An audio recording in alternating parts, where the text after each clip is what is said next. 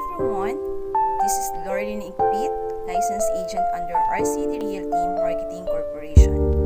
Nandito po kami ngayon sa Ridgepoint Subdivision Phase 2, located in Barangay Puinsa de Reza, Rizal. Sa mga buyers po namin na nag-invest ng properties, reselling units, or ready for occupancy units, here in Ridgepoint Subdivision Phase 2, ito na po ang development sa subdivision, kung saan po kayo nag-invest ng properties. As of October 15, 2023, marami na po tayong mga bahay na nakatayo. May mga buyers na po offer ng units, and other buyers are ongoing pag-ibig processing na po.